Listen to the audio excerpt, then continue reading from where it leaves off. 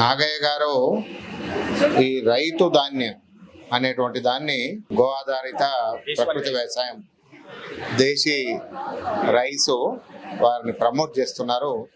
వారు ఏ విధంగా చేసిండ్రు, ఏమేమి దాంట్లో వాడారు, కెమికల్స్ లేకుండా వారు ఏ విధంగా పండించారో దాన్ని వివరిస్తారు. సభకు నమస్కారము. ఇక్కడ ఉన్న అందరికీ నమస్కారాలు. మేము రైతు ధాన్య అనే బ్రాండ్ తోటి దేశీవాలి బియ్యాలని ప్రమోట్ చేస్తున్నామండి. అవన్నీ కూడా గో ఆధారిత వ్యవసాయం ద్వారా సహజ సిద్ధంగా పండించిన పంటలవి. సో పాలేకరి విధానం ద్వారా మన విజయరామ్ గారి ఆశీస్సులతో వాళ్ళతోటి పండించినవి. ఆ బియ్యాలని మేము దాదాపు 23 రకాల బియ్యాలని ప్రమోట్ చేస్తున్నాము. దాంట్లో నవారా, చిట్టి ముత్యాలు, కులాకారు, మాపిళ్ళ సాంబా, దూదేశ్వరు, మైసూర్ మల్లిగా, ఇలా రకరకాలుగా అంటే దాదాపు పురాతన కాలంలో ఉన్న బియ్యాలని ఇప్పుడు మన రైతులు సహజసిద్ధంగా పండించిన పంటని మేము ప్రమోట్ చేస్తున్నాము. మా స్టాల్ నెంబర్ 35. ఇవన్నీ ఆరోగ్యానికి ఎంతో మంచిదండి. మైసూరి మల్లిగా తీసుకుంటే ఆ పిల్లలకు చాలా బాగా పనిచేస్తుంది. అంటే ఎదిగే పిల్లలకి చాలా, వాళ్ళకు ఎదుగుదలకి చాలా ఉపయోగపడుతుంది. అలాగే కులాకారు తీసుకున్నంటే కులాకారు గర్భిణీ స్త్రీలకి, అంటే గర్భిణీగా ఉన్న స్త్రీకి ఆ కులాకారు బియ్యాలని తినిపిస్తే వాళ్ళు సహజ సిద్ధమైన నార్మల్ డెలివరీ అవుతుంది. అలాగే పిల్లలకి కూడా పాలు సహజంగా పడతాయి. సో మాపిళ్ళ సాంబా అనే రైస్ ఉన్నది, అది వరుడి బియ్యము అంటారు. అంటే ఒకవేళ పిల్లలు కలగని వారికి ఆ బియ్యాలని తినిపించినట్లయితే మాపిళ్ళ సాంబాని, సో వాళ్ళ దంపతులకి పిల్లలు పుట్టే అవకాశాలు ఉంటాయి.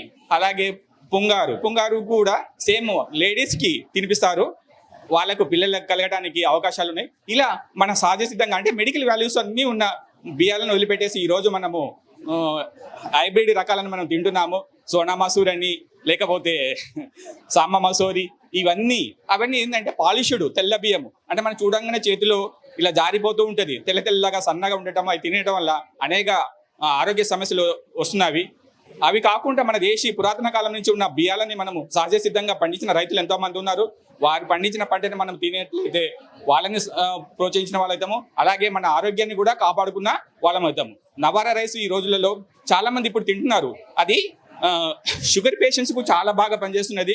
అలాగే కూజీ పటాలి రైస్ కూడా, అది కూడా షుగర్ ఉన్న పేషెంట్స్ తిన్నట్టయితే వాళ్ళకు షుగర్ లెవెల్స్ చాలా తగ్గిపోతాయి. ఇది ప్రూవ్డ్.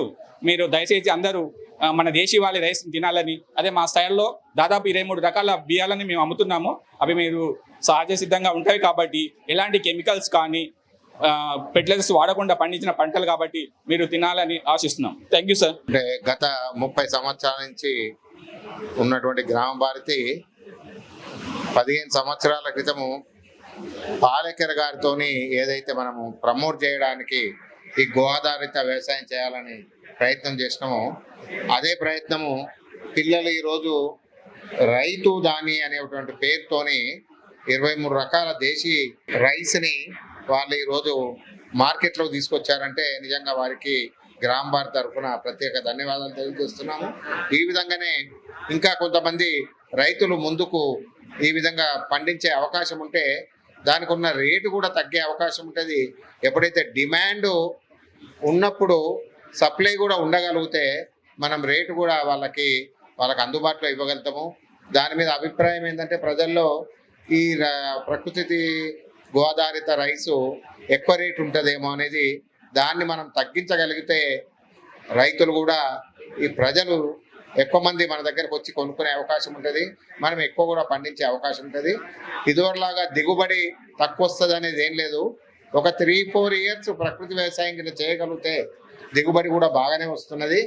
కాబట్టి అటు దిక్కు రైతులు ప్రయాణించాలని ఈ సెంట్రల్ గవర్నమెంట్, స్టేట్ గవర్నమెంట్ తీసుకున్న పాలసీని ప్రమోట్ చేస్తూ ఈ పాత పద్ధతిలో గో ఆధారిత వ్యవసాయం చేసి ప్రజల యొక్క ఆరోగ్యాన్ని కాపాడాలని గ్రామ భారత్ తరఫున అందరినీ కోరుకుంటున్నాను. మరిన్ని అప్డేట్స్ కోసం బ్యాక్ టు రూట్స్ యూట్యూబ్ ఛానల్ని సబ్స్క్రైబ్ చేసుకోండి.